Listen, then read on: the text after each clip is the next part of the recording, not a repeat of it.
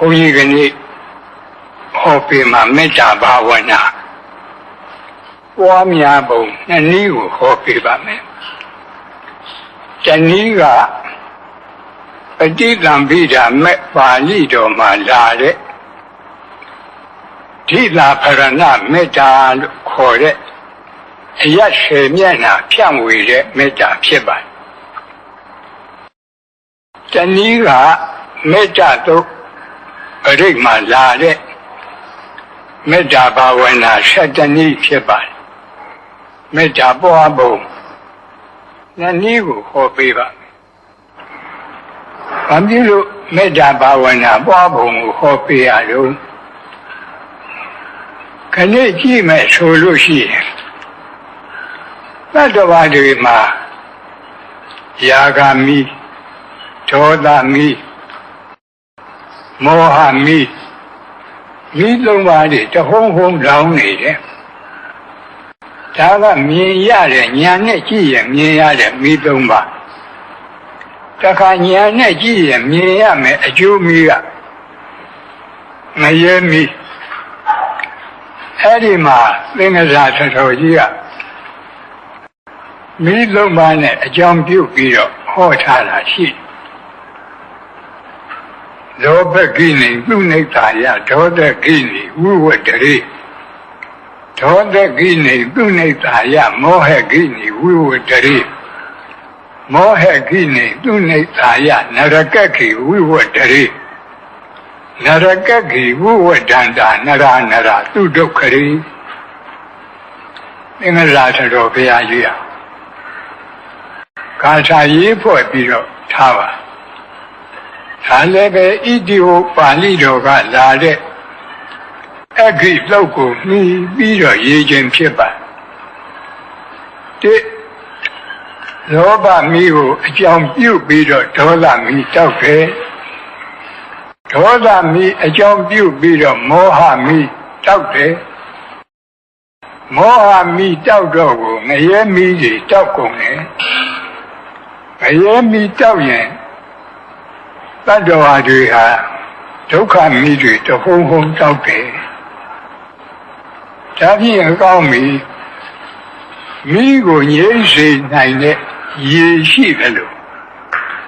အခုပြောတဲ့လောဘမိဒေါသမိမောဟမိငရဲမိဒီမိကိုငြိမ့်စေတတ်တဲ့တရားရည်ကိုမရှိဘူးလားတရားရည်ကမေတ္တာဘာဝနာသည်အဲ့ဒီမိတွေကိုငြိမ့်စေတတ်တဲ့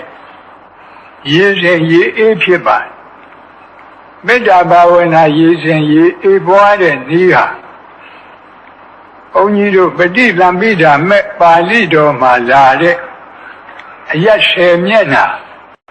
တစ်မျက်နှာစဉ်မေတ္တာ4ပါးပွားတဲ့မေတ္တာဘာဝနာရည်စဉ်တစ်မျိုးမေတ္တာသုတ်ပရိမှာလာတဲ့မေတ္တာဘာဝနာ7မျိုး2မျိုးတောင်ရှိပါလေမေတ္တာရည်စဉ်ရှိ2မျိုးပြောကြလို့ဤသို့ပဋိသင်္ပိဓာမဲ့ပါဠိတော်မှာလာတဲ့မေတ္တာဘာဝနာပွားပုံကဘုန်းကြီးတို့ဒီအရ10မျက်နှာကိုရှာကရည်တွက်ပုံကတစ်မျိုး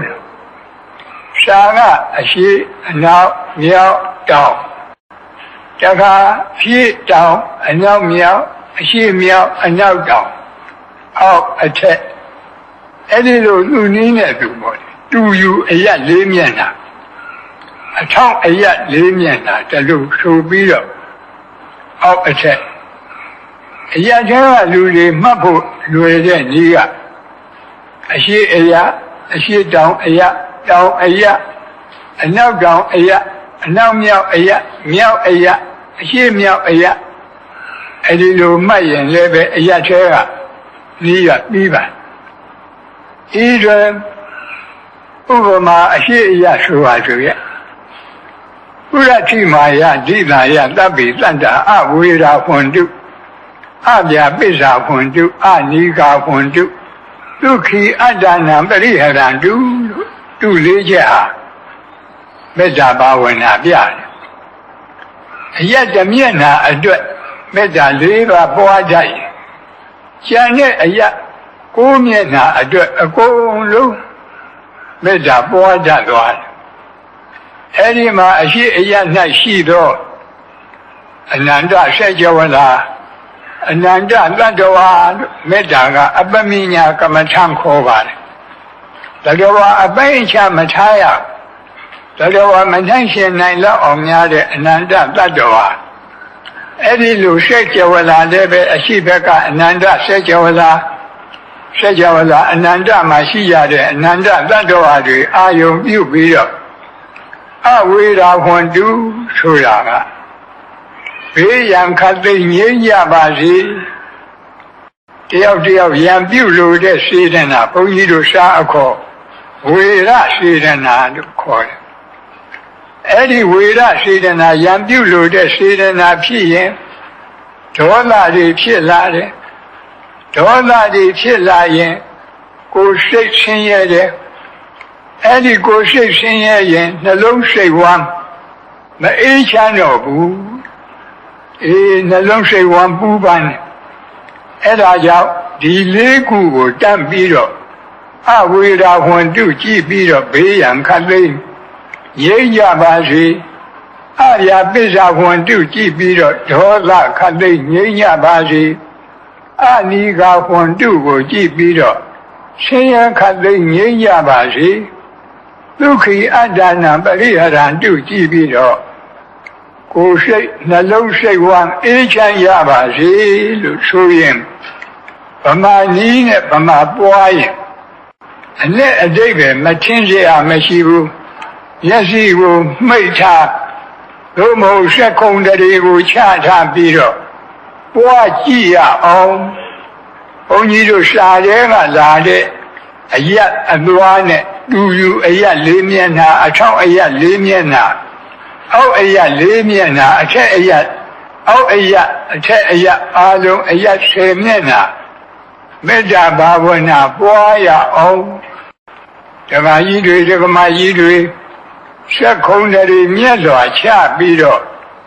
ဩဒီဒိတာဖရဏမေတ္တာကိုအရင်ပွားကြရအောင်မြတ်လိုက်ဆိုကြအရှိအယက်၌ရှိသော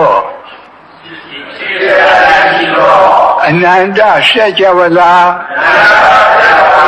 အနန္တတတ္တဝါတို့ဘေးရန်ခတ်သိမ်းငြိမ်းကြပါစေဒေါသခတ်သိမ်းငြိမ်းကြပါစေဆင်းရဲခတ်သိမ်းငြိမ်းကြပါစေနှလုံးစိတ်ဝမ်းအေးချမ်းကြပါစေအနောက်အယက်၌ရှိသောအနန္တဆက်ကြဝဠာအနန္တတတ္တဝါတို့ဘေးရန်ခတ်သိမ်းငြိမ်းကြပါစေဒေါသခတ်သိမ်းငြိမ်းကြပါစေဆင်းရဲခတ်သိမ်းငြိမ်းကြပါစေနှလုံးစိတ်ဝမ်းအေးချမ်းကြပါစေမြောက်အယက်၌ရှိသောအနန္တဆက်ကြဝဠာအနန္တတတ္တဝါတို့ဘေးရန်ခတ်သိမ်းငြိမ်းကြပါစေဒေါသခတ်သိမ်းငြိမ်းကြပါစေဆင်းရဲခတ်သိမ်းငြိမ်းကြပါစေနှလုံးစိတ်ဝမ်းအေးချမ်းကြပါစေတောင်အယက်၌ရှိသောအနန္တဆက်ကြဝဠာအနန္တတတ္တဝါတို့ဘေးရန်ခတ်သိမ်းငြိမ်းကြပါစေဒေါသခတ်သိမ်းငြိမ်းကြပါစေဆင်းရဲခတ်သိမ်းငြိမ်းကြပါစေနှလုံးစိတ်ဝမ်းအေးချမ်းကြပါစေ အရှိတောင်တောင်အယတ်၌ရှိသောအနန္တဆက်ကြဝဠာအနန္တသတ္တဝါတို့ဘေးရန်ခတ်သိမ်းငြိမ်းကြပါစေဒေါသခတ်သိမ်းငြိမ်းကြပါစေဆင်းရဲခတ်သိမ်းငြိမ်းကြပါစေနှလုံးစိတ်ဝမ်းအေးချမ်းကြပါစေအနောက်မြောက်တောင်အရ၌ရှိသောအနန္တဆက်ကြဝဠာအနန္တသတ္တဝါတို့ဘေးရန်ခတ်သိမ်းငြိမ်းကြပါစေဒေါသခတ်သိမ်းငြိမ်းကြပါစေဆင်းရဲခတ်သိမ်းငြိမ်းကြပါစေနှလုံးစိတ်ဝမ်းအေးချမ်းကြပါစေအရှိမြောက်ထောင်အရ၌ရှိသောအနန္တဆက်ကြဝဠာအနန္တသတ္တဝါတို့ဘေးရန်ခတ်သိမ်းငြိမ်းကြပါစေဒေါသခတ်သိမ်းငြိမ်းကြပါစေဆင်းရဲခတ်သိမ်းငြိမ်းကြပါစေနှလုံးစိတ်ဝမ်းအေးချမ်းကြပါစေအနောက်တောင်တောင်အရ၌ရှိသောအနန္တဆက်ကြဝဠာအနန္တသတ္တဝါတို့ဘေးရန်ခတ်သိမ်းငြိမ်းကြပါစေဒေါသခတ်သိမ်းငြိမ်းကြပါစေဆင်းရဲခတ်သိမ်းငြိမ်းကြပါစေနှလုံးစိတ်ဝမ်းအေးချမ်းကြပါစေအောက်အရ၌ရှိသောထက်ဝန်းကျင်အနန္တဆက်ကြဝဠာအပေဘုံသာအနန္တသတ္တဝါတို့ဘေးရန်ခတ်သိမ်းငြိမ်းကြပါစေဒေါသခတ်သိမ်းငြိမ်းကြပါစေဆင်းရဲခတ်သိမ်းငြိမ်းကြပါစေနှလုံးစိတ်ဝမ်းအေးချမ်းကြပါစေအထက်အရ၌ရှိသောထက်ဝန်းကျင်အနန္တဆက်ကြဝဠာအနန္တနတ်မြတ်မာတို့ဘေးရန်ခတ်သိမ်းငြိမ်းကြပါစေဒေါသခတ်သိမ်းငြိမ်းကြပါစေဆင်းရဲခတ်သိမ်းငြိမ်းကြပါစေနှလုံးစိတ်ဝမ်းအေးချမ်းကြပါစေဟောဒါပဋိသင်္ပိဒမေပါဠိတော်ကလာတဲ့ဓိတာဖရဏမေတ္တာလို့ခေါ်တဲ့အယတ်10မျက်နှာအာယုံပြုပြီးတော့ဖြန့်ဝေတဲ့မေတ္တာဒီအယတ်10မျက်နှာထားပုံကဥပြောသလိုပဲရှားရဲကထားတာကအရှိအနောက်မြောက်တောင်ဒီအစဉ်အတိုင်းအရှိတောင်တောင်အနောက်မြောက်တောင်အရှိမြောက်တောင်အနောက်တောင်တောင်ဒီလိုရှင်းပါတယ်မိမိတို့လွယ်ဆင်ញင်တော့အရှိကနေပြီးတော့အရှိတောင်ကနေတောင်ကနေပြီးတော့အနောက်တောင်ကနေပြီးအနောက်ကနေပြီးအနောက်မြောက်ကနေပြီးမြောက်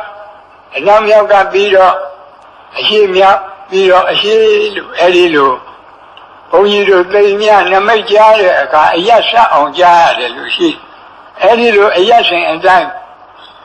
ယခုလိုမေတ္တာပွားမယ်ဆိုလည်းပဲပွားရပါပေါ်ကောင်းပါယခုပြောတဲ့မေတ္တာဘာဝနာဆိုနည်းတွေဟာဘုန်းကြီးတို့ဒီခင်မောဆရာတော်ကြီးများပွားတဲ့ဒီအတိုင်းမှာဆိုရုပ်အတိုင်းဟောတာအထက်အရာနဲ့အောက်အရာကြတော့ လည်းနဲ့ထဝန်းကျင်အနန္တဆက်ကြဝဠာလို့ထဝန်းကျင်ကလေးထည့်ရဘာဖြစ်လို့တော့ဆိုတော့အဲ့ဒီထဝန်းကျင်မထည့်ရင်အောက်အရာ၌ရှိသောအနန္တဆက်ကြဝဠာလို့ထိုလိုက်ရင်ဒီဆက်ကြဝဠာအောက်မှာဆက်ကြဝဠာတိုက်တည်တိုက်ပြီးတိုက်ပြီးတိုက်အောက်မှာပေါ့လေဆက်ကြဝဠာတွေအနန္တရှိတယ်လို့ဒီလိုအဓိပ္ပာယ်ရောက်မဟုတ်ဘူးအမှန်ကဒီဆက်ကြဝဠာမှာအခုမြေအောက်မှာရေရှိတယ်ရေအောက်မှာလေရှိတယ်လေအောက်မှာအရတကာသဆိုတဲ့ကောင်းကင်ကြီးပဲရှိအောက်မှာဆက်ကြဝဠာတိုက်မရှိဘူးဘေးပတ်ဝန်းကျင်မှာတော့ဆက်ကြဝဠာတိုက်တယ်အနန္တရှိတယ်အဲ့ဓာဒီအာယုံရောက်အောင်လို့အောက်အရာ၌ရှိသောနောက်နာကထဝန်းကျင်ဆိုတာဘေးပတ်တယ်လို့ဆိုလိုတာအနန္တဆက်ကြဝဠာအဲ့ဒီဆက်ကြဝဠာကဘာဖြစ်လို့ဒီလိုပို့ရတုံးဆိုတော့ဘုန်းကအရာရှင်းမျက်နှာပြောတုံးကအပေပုံသားတွေစိတ်ကအာယုံမရောက်ဘူးကိုယ်တိုင်ပို့ကြည့်လဲမရောက်တာတွေ့ရအဲ့ဒါကြောင့်အပေပုံသားတွေကိုအာယုံရောက်အောင်လို့အောက်အရာကပွားရထို့အတူပဲအရာရှင်းမျက်နှာပွားတုံးကအထက်ကနတ်တွေဓမ္မတွေမပါဘူးအာယုံထဲမှာမရောက်ဘူးမိမိတို့လူတွေတပြင်းနဲ့တည်နေတဲ့လူတွေကိုသာအာယုံရောက်လို့အထက်ကနတ်တွေဓမ္မတွေရမြစ်တာပွားရအောင်ဆိုပြီးတော့အထက်အရာ၌ရှိတော့အနန္တဆက်ကြဝဠာလို့ဆိုတဲ့ရှင်းနာကထဝန်းကျင်လို့ထည့်ရတယ်ဒီအတိုင်းပဲဒီထဝန်းကျင်မထည့်လို့ရှိရင်ဒီဆက်ကြဝဠာရဲ့အထက်မှာဆက်ကြဝဠာတိုက်တည်ဆင်းလဲအနန္တဆက်ကြဝဠာလို့အဲ့ဒီလိုထင်သွားမယ်အဲ့ဒီလိုမထင်အောင်အဲ့ဒီအထင်ကိုတားမြစ်ပြီးတော့ထဝန်းကျင်ဆိုတော့ဘေးပတ်တယ်အနန္တဆက်ကြဝဠာအနန္တနတ်မြမာတို့ဒါလေးပဲထူတယ်ဒါဓိတာခရဏမေတ္တာလို့ခေါ်တယ်မေတ္တာဘာဝနာဒါတနည်းဘုရားဘာသာသူတော်ရှင်တွေသည်နေ့စဉ်အမြဲမပြတ်မေတ္တာသုတ်ပရိတ်ကိုကြားရနာရကိုယ်တိုင်လည်းပဲရွတ်ကြရဒီမေတ္တာသုတ်ပရိတ်ဆိုတာကမေတ္တာဘာဝနာ7နည်းပွားတဲ့သုတ်မေတ္တာသုတ်ပရိတ်ကြတော့မေတ္တာဘာဝနာ7နည်းပွားတာကရှင်းဥစွာဒုက္ခိနောဝခေမိနောဟွန္တုသဗ္ဗတတ္တဘဝန္တုဒုက္ခိတတ္တသဗ္ဗတတ္တခသိန်းဥစ္စုံအလုံးစုံသောသတ္တဝါတို့သည်ဒုက္ခိနောဝကာယိကဒုက္ခနှင့်ပြည့်စုံကြကိုယ်သည်ဖြစ်၍၎င်းဒုက္ခိတတ္တစေတသိကဒုက္ခနှင့်ပြည့်စုံကြသည်ဖြစ်၍၎င်းခေမိနောဘေးရန်ဝိပအေးမြရကုန်သည်ဟွန္တုဘဝန္တုဖြစ်ကြပါစေသတ္တဝါတွေကိုတခွန်းနဲ့ခြုံပြီးတော့ပို့တဲ့မေတ္တာဖြစ်လို့သူ့ကိုဘုန်းကြီးတို့ရှားခေါ်သဗ္ဗသင်္ဃာကမေတ္တာလို့ခေါ်တယ်အဲဒီသဗ္ဗသင်္ဃာကမေတ္တာပို့ခြင်းရင်အားလုံးသတ္တဝါတွေဆက်ကုန်တွေမြတ်စွာချပြီးတော့ရုံးစုံများစွာတတ္တဝါချမ်းသာကိုယ်စိတ်မြဲပါစေဥပယံဘေးကင်းစင်ဝေးငြိမ်းအေးကြပါစေအားလုံးသတ္တဝါတွေခြုံပြီးပို့တဲ့သဗ္ဗသင်္ဃာကမေတ္တာဒါကတနည်း၎င်းတော့ယေကေရှိပါဏဗုဒ္ဓတိတသာဝါသာဝရဝနဝသေတာအာလုံးကြားရတဲ့အာလုံးရွတ်နဲ့ရွတ်ကြဘုန်းကြီးတို့ဒီပါဠိလိုတကယ်မေတ္တာပွားပြီးဆိုတော့ယေကေရှိပါဏဗုဒ္ဓတိတသာဝါသာဝရဝအနဝသေတာသဗ္ဗတတ္တဘဝန္တုဒုက္ခိတတ္တအဲ့ဒီလိုပို့ရပါတယ်ဟိုးနောက်နာမှာသူရဲ့အဖျားသက်ကရှိပါတယ်အဲ့ဒါကိုဘုန်းကြီးတို့သတ္တဝါနှစ်ပုံနှစ်စုထားပြီးပွားတဲ့မေတ္တာမှုသူ့ကိုဒုက္ခမေတ္တာလို့ခေါ်တယ်ဆိုရပါစို့ဟင်းတစ်မျိုးတည်းစားနေရတော့အာယုံကစိတ်မကျေနပ်ဘူး2မျိုးလောက် အာယုံကြောင်းခြင်းလို့ပဲအခုလည်းပဲသတ္တဝါတွေကိုအကုန်လုံးတခွန်းနဲ့ခြုံပြီးသဗ္ဗသင်္ခါရကနဲ့အာမရရင်ဒုက္ခမေတ္တာသတ္တဝါနှစ်ပုံထားပြီးပွားတဲ့မေတ္တာပွားနိုင်ဖို့တတဝါခြာဝရဝါအနောအကေတာသဗ္ဗတတ္တဘဝန္တုဒုက္ခိတတ္တာလို့ပွားရဗမာလူပြောတော့တတဝါဆိုတာကြောက်တတ်တဲ့တတ္တဝါဒေါသကိလေသာမကင်းသေးတဲ့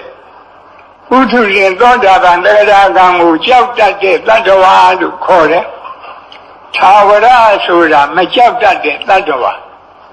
ဒေါသကိလေသာကင်းလို့မကြောက်တတ်တဲ့တတ္တဝါဆိုတာအနာဂံနဲ့ယဟန္တာအဲ့ဒီနှစ်ခုကိုကြောက်တတ်မကြောက်တတ်နှစ်ရက်များစွာတတ္တဝါချမ်းသာကိုယ်စိတ်မြဲပါစေဥပယံဘေးကင်းစင်ဝေးရိပ်အေးကြပါစေဒီလိုပွားရပါတခါသူရဲ့တွဲပဲ့နောက်နားမှာဒိဋ္ဌဝါယေဝအဒိဋ္ဌာဗမာလူပြောရင်မိမိမျက်စိနဲ့မြင်အပ်တဲ့တတ္တဝါတွေဟောဒီဓမ္မယုံကြီးပေါ်မှာဒီအထက်ဒီအဆောက်အအုံထဲမှာရှိနေတဲ့တတ္တဝါတွေဟာမြင်အပ်တဲ့တတ္တဝါဒီအဆောက်အအုံရဲ့ပြင်ဘက်ကအရက်10မျက်နှာရှိတဲ့တတ္တဝါတွေဟာမမြင်အပ်တဲ့တတ္တဝါနှစ်ခုထားပြီးတော့မြင်အပ်မမြင်အပ်နှစ်ရက်များစွာတတ္တဝါချမ်းသာကိုယ်စိတ်မြဲပါစေအဲ့ဒီလိုပွားရပါမယ်နောက်ကဒူတွေဝတ္တန်တိအဝိဒူတွေဆိုတာကအဝေးမှနေတဲ့တတ္တဝါအနီးမှနေတဲ့တတ္တဝါခုနကတတ္တဝါနှမျိုးကိုပြန်လိုက်တာအဝေးမှနေတဲ့တတ္တဝါဆိုတာဒီအဆောက်အအုံပြင်ဘက်ကအရက်10မျက်နှာမှာနေကြတဲ့တတ္တဝါတွေအနီးမှနေတဲ့တတ္တဝါဆိုတာဒီအဆောက်အအုံအတွင်းမှာရှိတဲ့တတ္တဝါတွေအာယုံပြုပြီးတော့ဝေးနေနီးနေနဲ့ထွေများစွာတတ္တဝါချမ်းသာကိုယ်စိတ်မြဲပါစေဒီလိုပွားရပါပြီးတော့နောက်နာမှာဘုဒ္ဓဝသံဃဝေတိဝသဗ္ဗတတ္တဘဝန္တုဒုက္ခိတတ္တာဆိုတာဘုဒ္ဓဝါဆိုတာတန်မြာဖြစ်ပြီးပြီနောက်ဖြစ်เสียမရှိတော့တဲ့ဘဝဇတ်ဆုံးတဲ့ယဟန္တာပုဂ္ဂိုလ်တွေသံဃဝေတိဆိုတာဘဝဇတ်မဆုံးသေးတဲ့ပုထုဇဉ်သောတာပန်သဂရကအနာဂံပုဂ္ဂိုလ်တွေဒါတွေကိုခြံနှစ်ပုံထားပြီးတော့ဘဝဇတ်ဆုံးမဆုံးများစွာတတ္တဝါချမ်းသာကိုယ်စိတ်မြဲပါစေလို့အဲ့ဒီလိုမေတ္တာပို့ရမည်ဖြစ်ပါတခါတတ္တဝါကိုနှစ်ပုံထားပြီးပို့တဲ့မေတ္တာ၃ပါးအပြင်တတ္တဝါကို၃ပုံထားပြီးပွားတဲ့မေတ္တာကြတော့တိကမေတ္တာခေါ်ပါတယ်အဲ့ဒီမှာဘုန်းကြီးတို့တတဝါသာဝရဝနဝတိတာဒီဃဝါယေဝမဟန္တာမိစ္ဆိမာရတကအနုကထူလာဒီပါဠိဂါထာချက်ဝက်မှာဘုန်းကြီးတို့တတဝါ၃ပုံ၃စုရအောင်ဉာဏ်ဖြန့်ရဒီဃဝါရှည်လျားတဲ့ခန္ဓာကိုယ်အတ္တဘောရှိတဲ့တတ္တဝါနောင်နာကရတ္တာလို့ပါတယ်တူတဲ့ခန္ဓာကိုယ်အတ္တဘောရှိတဲ့တတ္တဝါမျက်စိမှာမရှိမတူအလေအလတ်အတ္တဘောရှိတဲ့တတ္တဝါလို့ရှိတဲ့တတ္တဝါဆိုတော့မွေတို့ငကားတို့ပေါ့တူတဲ့တတ္တဝါဆိုတော့လက်တို့မရှိမတူဆိုတော့ဒီကြားကတတ္တဝါတွေဒါသုံးခုကိုခြုံပြီးတော့ရှိတူအလတ်သုံးရခန္ဓာတတ္တဝါချမ်းသာကိုယ်စိတ်မြဲပါစေဒီလိုပွားရတခါနောက်လာတဲ့မဟန္တာခန္ဓာကိုယ်ကြီးမားတဲ့တတ္တဝါရာဟုအသူရိကြီးတို့လိုခန္ဓာကိုယ်ကြီးမားတဲ့တတ္တဝါတွေအနုကခန္ဓာကိုယ်သိငယ်တဲ့တတ္တဝါတွေမျက်စိမှာအဲ့ဒီမကြီးမငယ်အလေအလတ်တတ္တဝါတွေသုံးစုထားပြီးတော့ကြီးငယ်အလတ်သုံးရခန္ဓာတတ္တဝါချမ်းသာကိုယ်စိတ်မြဲပါစေတခါနောင်နာကမေဇိမာရတကအနုကထူလာထူတဲ့ဖြိုးတဲ့ဝါတဲ့ခန္ဓာကိုယ်အတ္တဘောရှိတဲ့တတ္တဝါအနုကကျုံတဲ့လှီတဲ့ပိန်တဲ့ ခန္ဓာကိုယ်အတဘောရှိတဲ့တတ္တဝါမျက်စိမှာမဆူးမကြုံအလေအလတ်အတဘောရှိတဲ့တတ္တဝါလူပဲသုံးမျိုးနော်ဝတယ်လူပိန်တဲ့လူမဝမပိန်အလေအလတ်လူဒီလိုသုံးမျိုးအဲဒီမှာဆူးကြုံအလတ်သုံးရခန္ဓာတတ္တဝါချမ်းသာကိုယ်စိတ်မြဲပါစေလို့အဲဒီလိုပွားရအခုပြောခဲ့တဲ့မေတ္တာတွေကတစ်ဖက်သားအပေါ်မှာအရှိအပွားချမ်းသာရကြောင်းအရှိအပွားကိုရယူလိုတဲ့မေတ္တာပါဠိလိုဟိတာဓိကမဒိဋ္ဌာယမေတ္တာလို့ခေါ်တယ်အရှိအပွားချမ်းသာရကြောင်းကိုရယူလိုတာမေတ္တာမြည်သလိုတစ်ဖက်သားအပေါ်မှာအရှိအပွားမဲ့လို့ခေါ်တဲ့ဆင်းရဲဒုက္ခရောက်ကြောင်းမလိုတာကိုလည်းပဲအဟိတာပညေနာဒိဋ္ဌာယမေတ္တာလို့ခေါ်တယ်အဲ့ဒီမေတ္တာပွားနိုင်အောင်လို့နာပရောပရဏိကုပ္ပေထနာတိမင်ယေထကတ္တစီနံကံစီဗျာရောဒနာပတိကပင်ညဇင်ညမင်ညတဒုက္ခမိတ်ဆေယသရောအတုဆင်းရဲဒုက္ခရောက်တာဘာကြောင့်လဲတယောက်ကတယောက်လိမ့်လီလှိပြနေလို့အလေးမပေါ်ခင်ဆက်ဆံရေးအစဉ်ပြေတော်လည်းပဲအလေးပေါ်လာရင်ခက်ရန်ဒေါသဖြစ်ပြီးဆင်းရဲဒုက္ခရောက်ဒါကြောင့်လူအချင်းချင်းလက်ပတ်ချင်းဟာဆင်းရဲဒုက္ခရောက်ကြောင်းတရားဒီတရားကင်းရပါစေလူအချင်းချင်းလက်ပတ်ချင်းကင်းရှင်းကြပါစေဒီလိုပွားရတက္ကနာတိမင်ကြီးထကတ္တစီနံကံစီဒုတိယသတ္တဝါတွေဆင်းရဲဒုက္ခရောက်ကြောင်းပြောစမ်းမှာတယောက်ကတယောက်ကိုအထင်သေးခြင်းအထင်သေးတာမသိရင်တော့ဆက်ဆံရေးအစဉ်ပြေ၏အထင်သေးတာသိရင်ခက်ရန်ဒေါသဖြစ်ပြီးဆင်းရဲဒုက္ခရောက်ဒါကြောင့်အချင်းချင်းအထင်သေးခြင်းလည်းပဲဆင်းရဲဒုက္ခရောက်ကြောင်းအရှိအပွားမဲ့တရားဖြစ်လို့အဲ့ဒီတရားကင်းပါစေအထင်သေးခြင်းအချင်းချင်းကင်းရှင်းကြပါစေဒီလိုမေတ္တာပွားရဗျာရောဒနာပတိကပင်ညနိညမင်ညတဒုက္ခမိတ်ဆေယတတိယဒုက္ခရောက်ကြောင်းတရားကတယောက်ကတယောက်ဆင်းရဲတာကိုအလိုရှိတတိယတို့မလိုပါဘူးကိုတော့ဒီလိုမဟုတ်ပါဘူးမိမိတို့ကဗုဒ္ဓရဲ့သားတော်သမီးတော်မူလို့ဒီစိတ်တွေမရှိတာတော့ကဘာကြီးတစ်ခုလုံးကြည့်ရင်ဘုရားဘာသာကလွဲရင်ရသောအဖြစ်တစ်ဖက်သားဆင်းရဲတာကိုပဲအလိုရှိတယ်ကိုယ်သာချမ်းသာဒါကြောင့်အချင်းချင်းဆင်းရဲလိုခြင်းလည်းပဲဒုက္ခရောက်ကြောင်းတရားဖြစ်လို့ဆင်းရဲလိုခြင်းအချင်းချင်းကင်းရှင်းကြပါစေ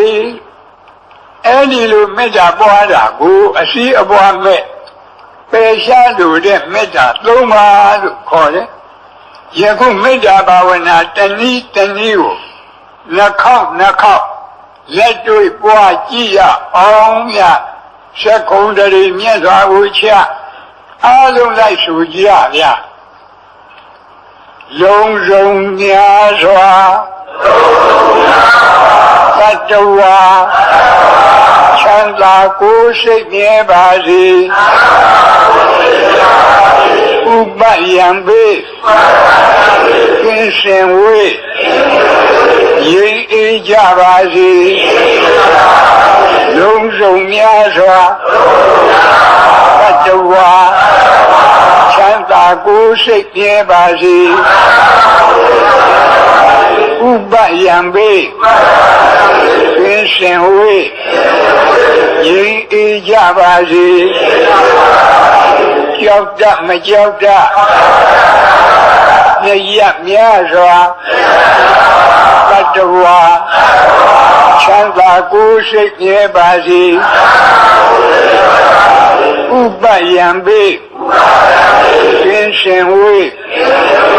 ရိပ်အေးကြပါစေကြောက်တတ်မကြောက်တတ်မြတ်များစွာသတ္တဝါချမ်းသာကိုယ်စိတ်မြဲပါစေဥပယံပေကင်းစင်ဝေးရိပ်အေးကြပါစေမြင်အပ်မမြင်အပ် နေရများစွာသတ္တဝါချမ်းသာကိုယ်စိတ်မြဲပါစေဥပယံပေသင်္ရှင်ဝေငြိမ်းအေးကြပါစေယင်အမမြင်အနေရများစွာသတ္တဝါချမ်းသာကိုယ်စိတ်မြဲပါစေ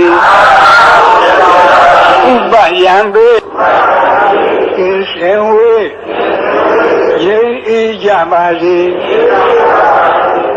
ဝိနေနီးနေလက်ထွေများစွာသတ္တဝါချမ်းသာကိုယ်စိတ်မြဲပါစေဥပယံပေသင်္ရှင်ဝေငြိမ်းအေးကြပါစေဝိနေနီးနေလက်ထွေများစွာသတ္တဝါချမ်းသာကိုယ်စိတ်မြဲပါစေဥပယံပေသင်္ရှင်ဝေငြိမ်းအေးကြပါစေဘဝဇာဆုံးမဆုံးများစွာသတ္တဝါချမ်းသာကိုယ်စိတ်မြဲပါစေဥပယံပေသင်္ရှင်ဝေငြိမ်းအေးကြပါစေ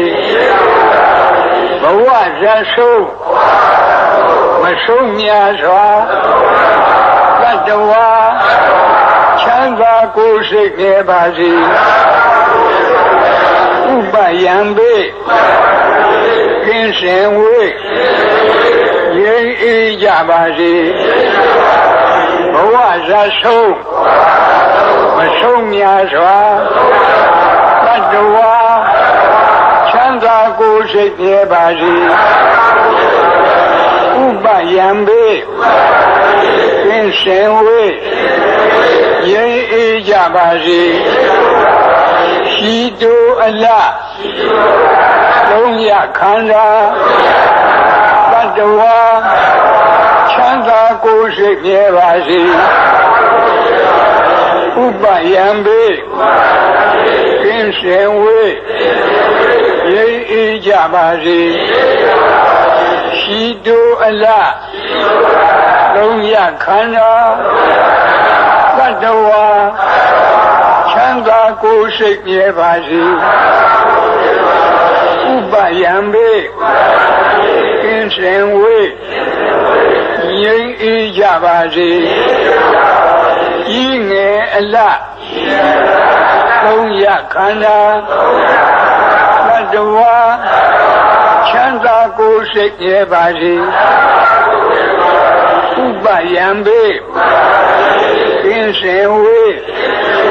ငြိမ်းအေးကြပါစေဤငယ်အလလုံးရခန္ဓာသတ္တဝါချမ်းသာကိုယ်စိတ်မြဲပါစေဥပယံပေသင်္ရှင်ဝေငြိမ်းအေးကြပါစေ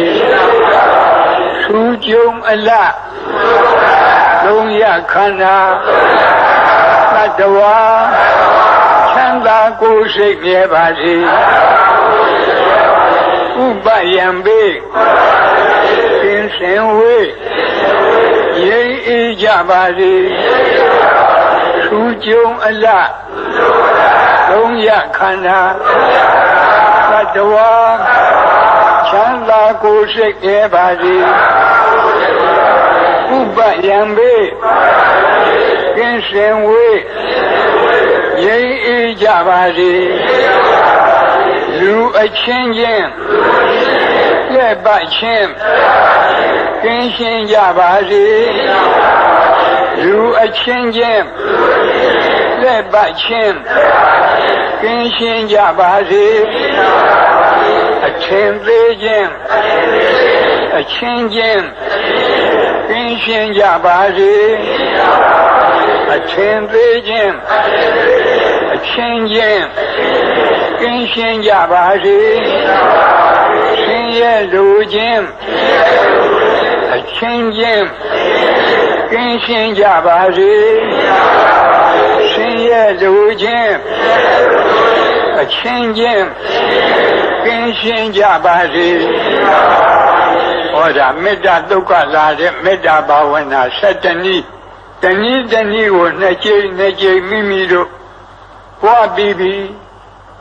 အားလုံးမေတ္တာဘာဝနာပွား၍လောဘမိဒေါသမိမောဟမိငရဲမိတိရစ္ဆာန်ပြိတ္တာအတုရကဲအပေမိကိုငြိမ့်သနိုင်ပါတယ်လို့ဆိုတဲ့တရားတော်အရာလောဘဒေါသမောဟအပေကြီးဟူသောမိ4ပါးကိုဤမေတ္တာဘာဝနာ2နည်းဖြင့်ငြိမ့်သ၍ငြိမ့်အေဒုက္ခစငြိမ့်အေတဲ့ကိုဖြစ်ကြပါစေလို့ဆုမွန်ကောင်းလဲတောင်းဤအားလုံးလည်းပဲဆုတောင်းရအောင်ဘုန်းကြီးရှိကဆုတောင်းပေးမယ်ဤသို့လည်းနေ့စဉ်ငါးပါးသောဂရုဓမ္မအိဋ္ဌသီလဆောက်တည်ရခြင်းသီလကောင်းမှုကုသိုလ်ကံစေရနာမေတ္တာဘာဝနာနှလုံးကျင့်သုံးရခြင်းဘာဝနာကောင်းမှုကုသိုလ်ကံစေရနာနေ့စဉ်ဆွမ်းအင်ရှိသမျှဒါနကောင်းမှုပြုရခြင်းဒါနမယကောင်းမှုကုသိုလ်ကံစေရနာဤသို့ပေါင်းအပ်ဤသို့ပွားအပ်မြတ်တဲ့ကောင်းမှုကုသိုလ်ကံအရရတို့ကြောင့်ဒုက္ခခတ်သိမ်းချုပ်ပြငြိမ်းဇတ်သိမ်းပြီးနိဗ္ဗာန်ဆိုတဲ့ဒုက္ခခတ်သိမ်းလို့ချုပ်ရပြရငြိမ်းရတန်တရားဇတ်သိမ်းရ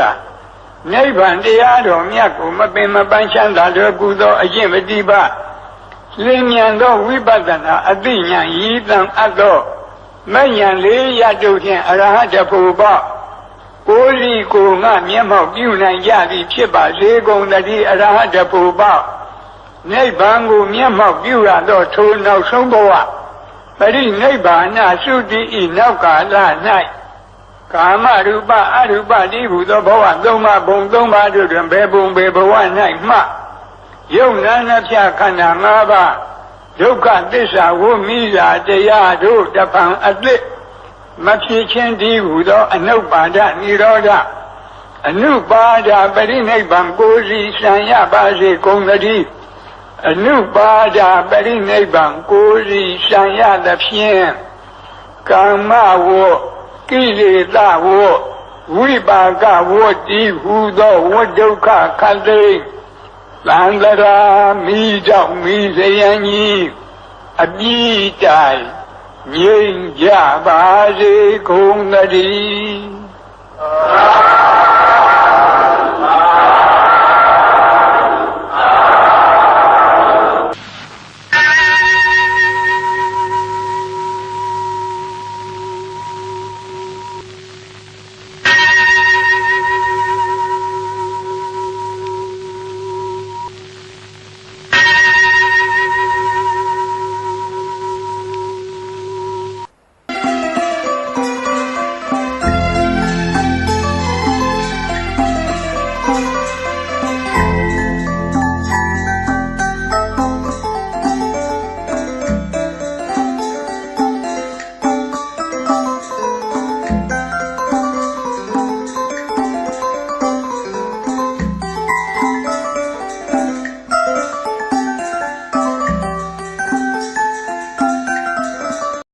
ဒီဗီဒီယိုကိုကြိုက်တယ်ဆိုရင် like, comment, subscribe လုပ်သွားပါဦးနော်